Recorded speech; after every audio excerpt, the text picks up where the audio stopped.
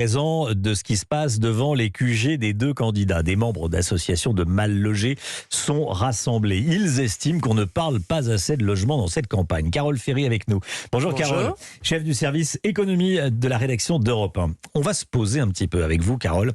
Dites-nous, qu'est-ce qui est prévu sur les questions de logement dans les programmes de Marine Le Pen et d'Emmanuel Macron? Alors, sur le papier, les deux ont tout simplement la volonté de faciliter l'accès au logement. Du côté d'Emmanuel Macron, par exemple, il souhaite élargir la caution Visale à tous les Français. C'est une caution, vous savez, réservée aujourd'hui aux plus jeunes.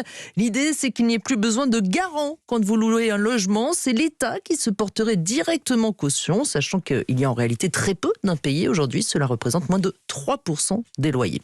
Un peu dans le même état d'esprit, Marine Le Pen veut de son côté créer un fonds de garantie des loyers pour protéger les propriétaires.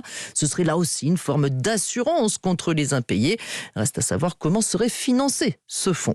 Mais la candidate du Rassemblement national souhaite avant tout faciliter l'accès à la propriété. Elle veut par exemple rendre les prêts immobiliers portable d'un logement à l'autre. Ça veut dire que quand vous négociez un prêt pour l'achat de votre premier appartement, vous n'avez pas besoin de tout recommencer quand vous déménagez à l'arrivée du premier enfant. Le prêt est juste adapté à la nouvelle situation. Côté construction, Marine Le Pen souhaite créer 100 000 logements sociaux par an, dont 20 000 pour les étudiants et les jeunes travailleurs, et supprimer l'impôt sur la fortune immobilière, vous savez, mis en place par Emmanuel Macron. Le président candidat souhaite de son côté transférer la responsabilité en matière de construction aux collectivités locales, que l'État ne décide plus des politiques de logement à Paris, mais que ce soit fait localement en fonction des besoins, avec des démarches administratives simplifiées.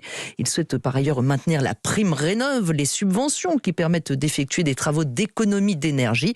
Objectif 700 000 rénovations en 5 ans. Carole Ferry, merci beaucoup.